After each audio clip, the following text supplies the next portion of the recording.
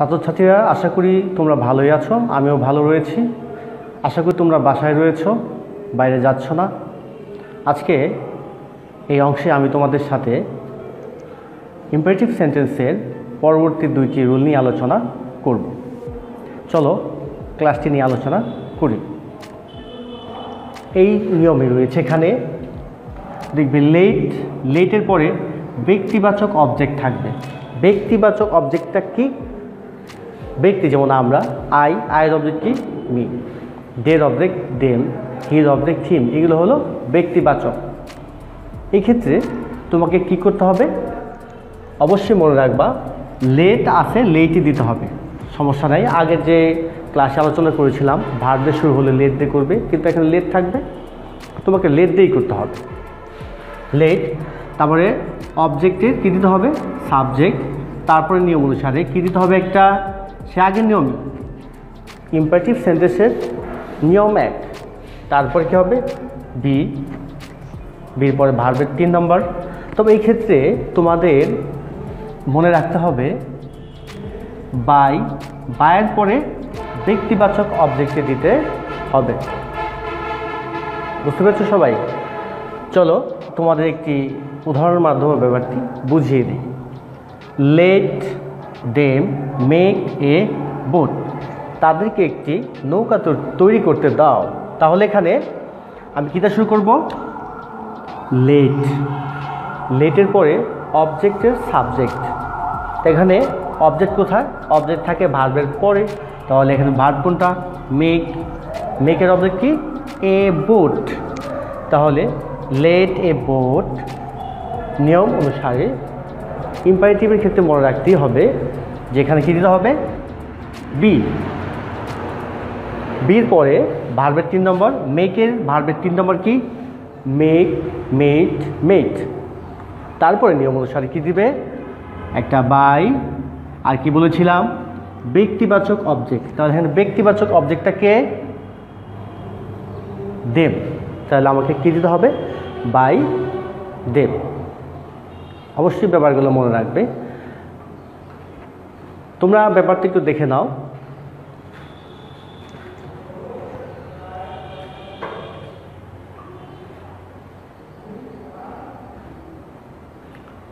আশা করি তোমরা বুঝতে পেরেছ।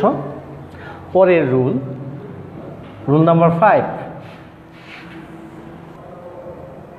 রুল 5, এক্ষেত্রে তোমাদের কি মনে রাখতে হবে? প্লিজ কাইন্ডলি থাকলে যদি দেখো তোমরা এখানে প্লিজ অথবা কাইন্ডলি রয়েছে, কি করে তোমরা ইম্পারেটিভ সেন্টেন্সের ভয়েস করবে? এক্ষেত্রে তোমরা কি লিখবে? দেখে নাও। এক্ষেত্রে তোমরা লিখবে, শুরু করবে কি দিয়ে? You are requested. You are requested to. You are requested to. এটা তোমাকে লিখতে হবে। লেখার পরে কি করবে? ভার্ব থেকে যা আছে তাই লিখে দিবে। ভার্ব প্লাস যা রয়েছে হুবহুব লিখে দিবে। তাহলেই তোমার ভয়েস চেঞ্জটা হয়ে যাবে। কি লিখতে হবে? You are requested to. চলো একটি উদাহরণের মাধ্যমে ব্যাপারটা ক্লিয়ার করে দেই। Example,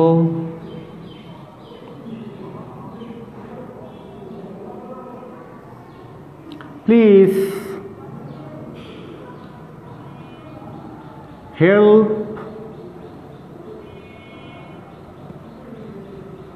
help me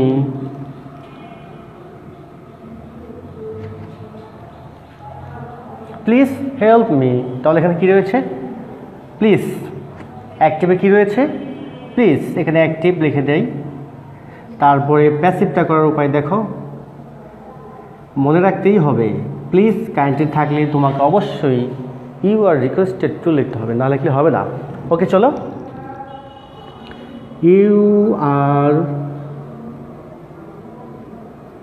requested to এখানে ভার্ব কোনটা বলো তো? হেল্প। তাহলে ভার্ব থেকে লিখে দেবে, তাহলে হয়ে যাবে you are requested to help me. তাহলে কি বুঝতে পারলা? যদি প্লিজ অর কাইন্ডলি থাকে তোমাকে কি লিখতে হবে? You are requested to. এরপরেই ভার্ব থেকে যা আছে লিখে দেবে। আর বোঝার উপায় খুবই সোজা, এখানে প্লিজ থাকবে অথবা কাইন্ডলি, এই কাইন্ডলির পরে ভার্ব থাকবে। বুঝতে পেরেছ? এই ক্ষেত্রে তুমি তো খুঁজেই পাচ্ছ না কি লিখবে, এর জন্য প্লিজ বা কাইন্ডলি থাকলে ইউ আর রিকোয়েস্টেড টু লিখতে হবে, ভার্ব থেকে যা আছে তাই লিখতে হবে। তোমরা একটু দেখে নাও ব্যাপারটা।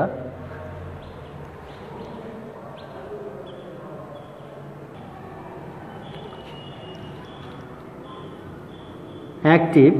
এখন আমি তোমাদের কাইন্ডলি দিয়ে একটা উদাহরণ দেখাবো। একই রকম, চিন্তার কারণ নেই, রুল একই থাকবে।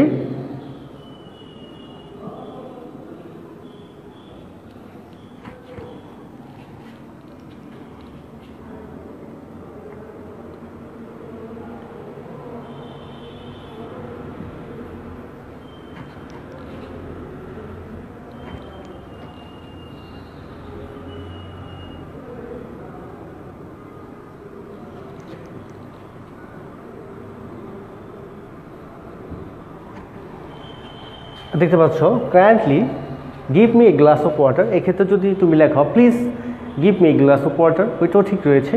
আবার যদি বলো কাইন্ডলি, তো দয়া করে, প্লিজ থাকলেও দয়া করে একই জিনিস। তো আমরা কাইন্ডলি থাকলে কি লিখব? সবার মনে আছে তো?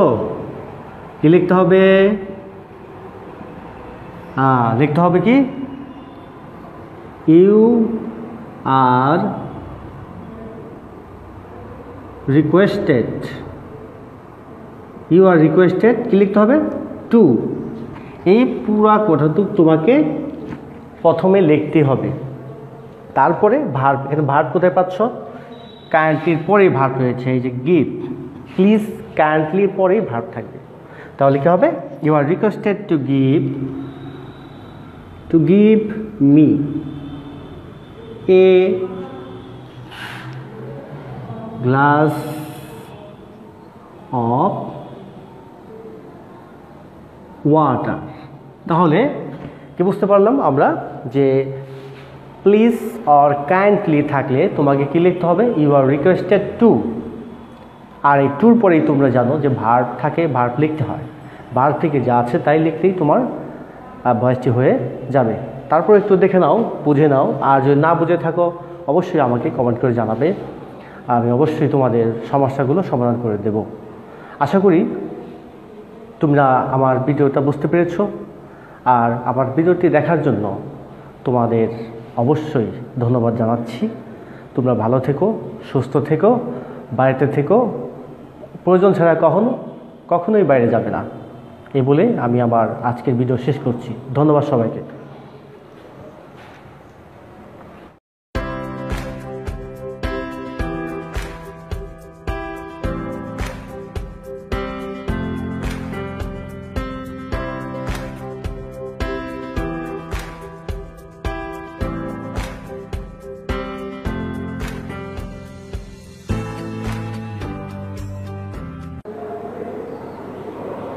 আমার সুপ্রিয় শিক্ষার্থীরা, আশা করি তোমরা ভালো আছো, বাসায় রয়েছো, রোগমুক্ত রয়েছো।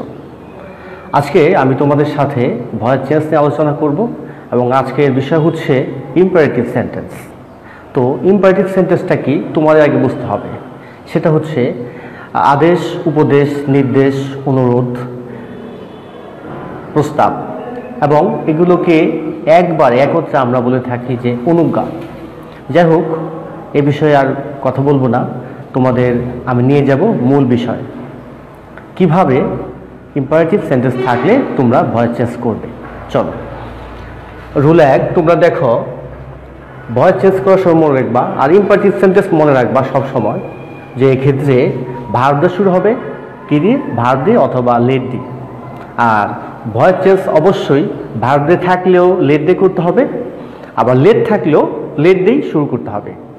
চলো আমি পর্যায়ক্রমে তোমাদের কি কি পরিবর্তন করতে হবে পর্যায়ক্রমে রুলগুলো আলোচনা করছি। রুল 1, তোমরা দেখো, যদি ভার্ব থাকে আর ভার্বের পরে অবজেক্ট আর অবজেক্টের পরে এক্সটেনশন, এর ক্ষেত্রে কি করে তোমরা ভয়েস চেঞ্জটা করবে। আমি আগেই বলেছিলাম যে লেট থাকলেও লেট দিয়ে করতে হবে, আর ভার্ব থাকলেও শুরু করতে হবে লেট দিয়ে। এখন তোমরা দেখো এই ক্ষেত্রে কী দিয়ে শুরু করতে হবে, লেট, তারপরে অবজেক্টকে সাবজেক্ট করতে হবে, এরপরে বি দিতে হবে, অবশেষে ভার্বের 3 নাম্বার দিতে হবে। এক্সটেনশন যদি এটা থাকে, এক্সটেনশন যদি থাকে তোমাকে দিতে হবে, না থাকলে দেওয়ার তো প্রয়োজন নেই। চলো একটি এক্সাম্পলের মাধ্যমে আমি তোমাদের ব্যাপারটা ক্লিয়ার করে দিচ্ছি। দেখো, অ্যাক্টিভ ভয়েসে ওপেন দ্য ডোর, এখানে ওপেন হলো ভার্ব আর ভার্বের পরে কি রয়েছে, অবজেক্ট। তাহলে আমাকে কি করতে হবে, কি দিয়ে শুরু করতে হবে, লেট দিয়ে শুরু করতে হবে। লেট, লেট দেওয়ার পরে অবজেক্টের সাবজেক্ট, অবজেক্ট কি আছে, দ্য ডোর, আমি কি লিখলাম, দ্য ডোর। তারপরে নিয়ম অনুসারে কি দিতে হবে, একটা বি, আমি কি দিলাম, বি। তারপরে ভার্বের 3 নাম্বার মানে পাস্ট পার্টিসিপল ফর্ম, এখানে কি রয়েছে, এখানে কি রয়েছে, ওপেন। ওপেনের পাস্ট পার্টিসিপল ফর্ম কি, ওপেনড, ওপেনড। ঠিক আছে, বুঝতে পেরেছো সবাই?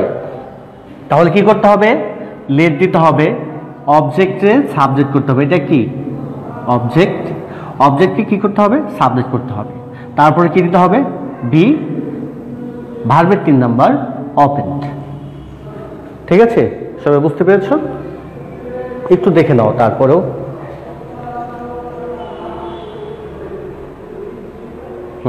আশা করি তোমরা ব্যাপারটা বুঝতে পেরেছো।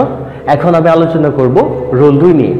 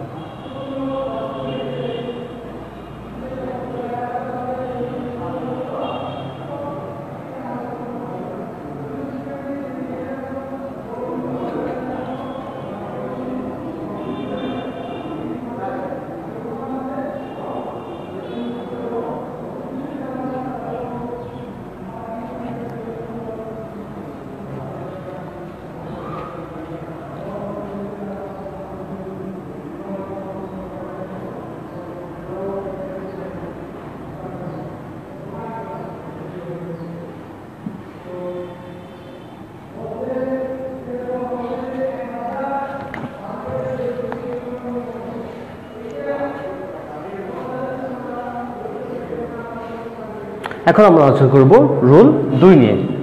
আমরা দেখছি আমরা কি করে পরিবর্তন করতে হয়। দেখো সবাই, প্রথমে কি দিতে হবে, কি দিতে হবে, লেট, তারপরে নট থাকলে নট, নেভার থাকলে নেভার, তারপরে কি হবে, অবজেক্টে কি করতে হবে, অবজেক্টে কি করতে হবে, সাবজেক্ট।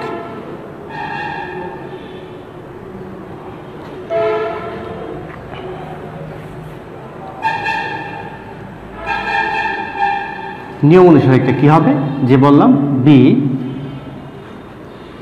তারপরে ভার্বের 3 নাম্বার, তারপরে এক্সটেনশন যদি থাকে।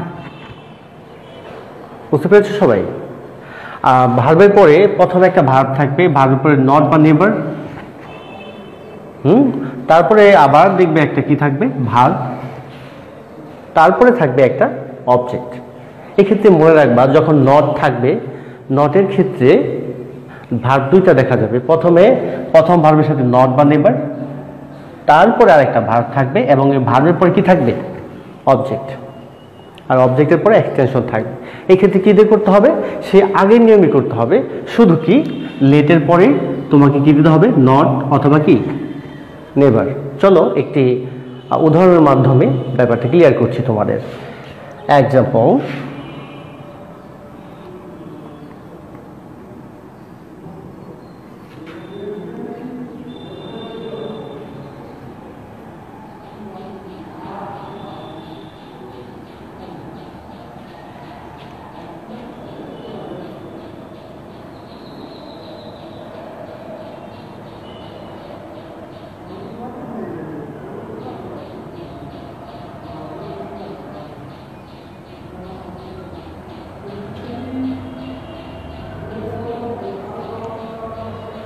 এখন দেখো আমি বললাম do not do the work, কাজটি করো না। এক্ষেত্রে আমাকে কি করতে হবে? কি করতে হবে? লেট, লেটের সাথে এই ভার্বের পরে কি আছে? নট। তাহলে আমাকে কি দিতে হবে? নট। লেট নট, এখানে অবজেক্ট কি? এখানে ডুটা হলো ভার্ব, এই ভার্বের পরে কি হবে? The work. লিখতে হবে লেট নট দ্য ওয়ার্ক। তারপরে নিয়ম অনুসারে কি হবে? বি, তারপরে ভার্বের 3 নম্বর ভার্ব এখানে কোনটি? ডো। তা ডো এর 3 নম্বর মানে ফার্স্ট পার্টিসিপল ফর্ম কি? ডো, ডিড, ডান। তাহলে এখানে কি হবে? ডান।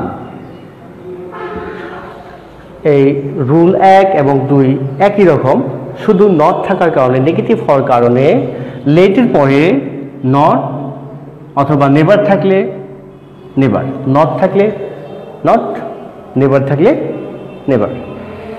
ওকে,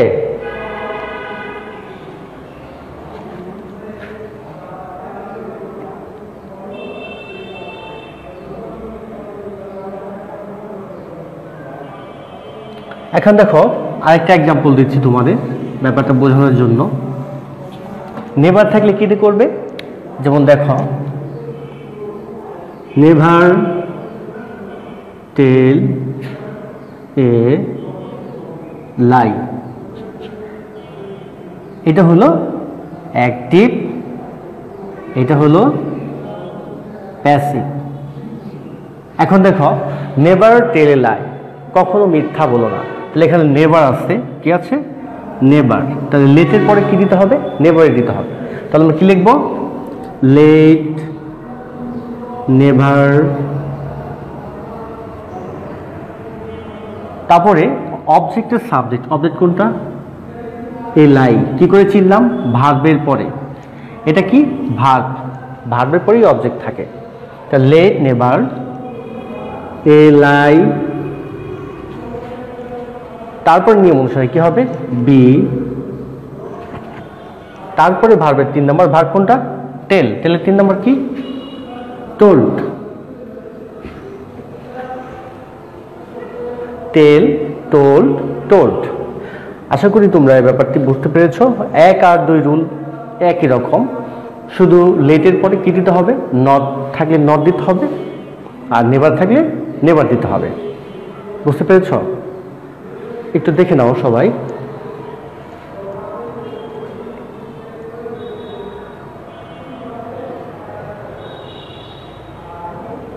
আশা করি সবাই বুঝতে পেরেছো। এখন রুল আমি 3 নিয়ে আলোচনা করব। রুল কত? 3। দেখো সবাই,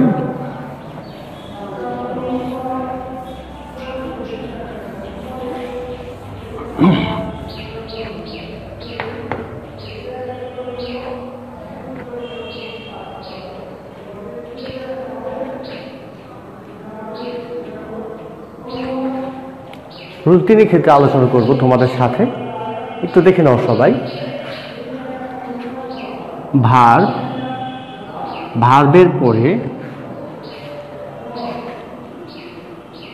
ব্যক্তি বাচক অবজেক্ট। তাহলে ব্যক্তিবাচক অবজেক্ট বলতে তোমরা কি বোঝো? ব্যক্তি মানে আমরা যারা পার্সন রয়েছি, ঠিক আছে? যেমন আই, আয়ের অবজেক্ট কি? মি, আস, ইউ, দেম, হিম, হার, এগুলো হলো ব্যক্তিবাচক অবজেক্ট। ব্যক্তি বলতে কি বোঝায়? আমরা যারা ফার্স্ট, সেকেন্ড, থার্ড পারসন রয়েছি, সেগুলো হলো ব্যক্তিবাচক, যা আমাদেরকে বোঝায়। যেমন আয়ের অবজেক্ট কি? মি। তারপর তোমরা উইর অবজেক্ট কি? আস। ইউ এর অবজেক্ট ইউ, দের অবজেক্ট দেম, হির অবজেক্ট হিম, শির অবজেক্ট হার। এগুলো হলো অবজেক্ট ব্যক্তিবাচক, যা আমাদেরকে বোঝায়। এই ক্ষেত্রে তোমাদের কি করতে হবে?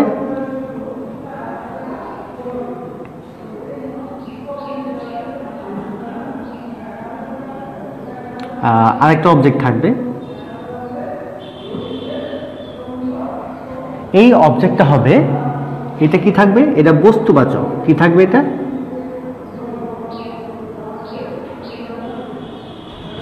বস্তুবাচক। এটা কি হবে? বস্তুবাচক। এখন আমরা একটি এক্সাম্পলের মাধ্যমে প্রথমে রুলটা লিখে নিই। সে আগে রুল একই রকম, রুলটা কি? একই রকম, শুধু একটু পরিবর্তন। তোমরা দেখো, শুরু করবে কি দিয়ে? প্রথমে কি হবে? লেট অবজেক্টকে কি করতে হবে? সাবজেক্ট। তারপরে নিয়ম অনুসারে কি হবে? বি, ভার্বের 3 নম্বর, একটা ফর, তারপরে কি দিতে হবে?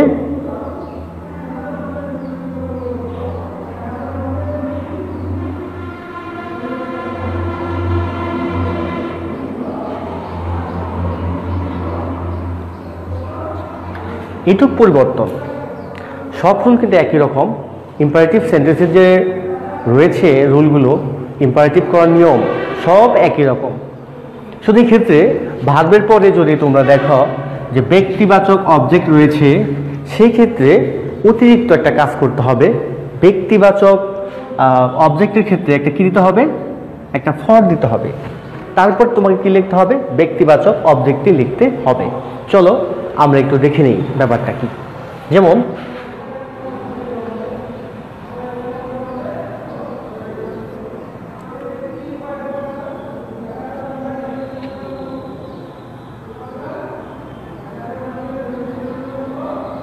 এখন খেয়াল করো, এটা হলো অ্যাক্টিভ, আর আমরা এখন করব প্যাসিভ। এখন খেয়াল করো, বাই এটা ভার্ব, ভার্বের পরে ব্যক্তিবাচক অবজেক্ট মি, তারপরে কি রয়েছে? বস্তুবাচক অবজেক্ট। এখানে দুইটা অবজেক্ট দেখতে পাচ্ছ, একটা হলো ব্যক্তিবাচক, একটা হলো বস্তুবাচক। সেক্ষেত্রে কি করতে হবে? সেই নিয়ম একই রয়েছে। লেট অবজেক্টের সাবজেক্ট বি, ভার্বের 3 নম্বর, শুধু ওই ব্যক্তিবাচক অবজেক্টের ক্ষেত্রে একটা ফর দিতে হবে। চলো আমরা করে দেখি। কি লিখবো আমরা নিয়ম অনুসারে? লেট, তাহলে অবজেক্ট কোনটা দেখো তো? বস্তুবাচক এ বুক, লেট এ বুক।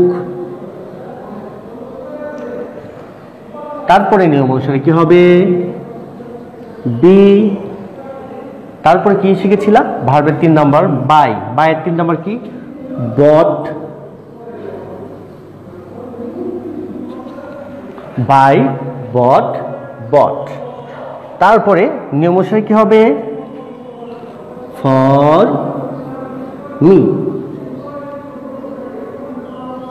ব্যাপারটা বুঝতে পেরেছ? যদি ব্যক্তিবাচক থাকে, অবজেক্ট থাকে, তাহলে অবশ্যই ফর দিয়ে ওইটা লিখতে হবে, ব্যক্তিবাচক অবজেক্টটা লিখতে হবে। বুঝতে পেরেছ? এখানে অবজেক্ট যেহেতু দুইটা, তোমার বস্তুবাচক অবজেক্টটাই নিতে হবে। ব্যাপারটি বুঝতে পেরেছ? আচ্ছা ঠিক আছে, বুঝতে পারলে একটু আবার দেখে নাও।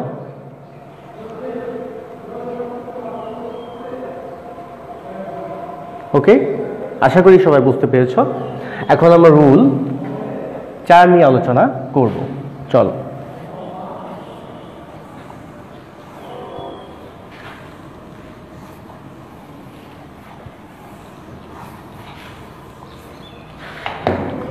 Rule 4,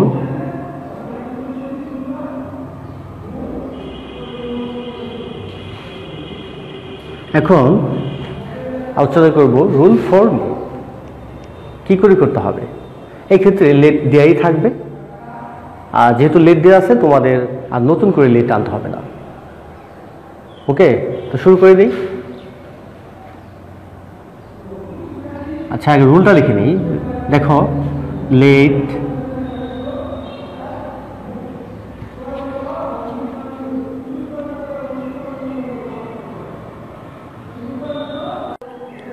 আশা করি তোমরা এই 3টি রুল বুঝতে পেরেছ। আর যদি কেউ না বুঝে থাকো আমাকে অবশ্যই কমেন্ট করে জানাবে, তোমাদের অবশ্যই সমস্যা সমাধান করার চেষ্টা করব। ধন্যবাদ আমার ভিডিওটি দেখার জন্য।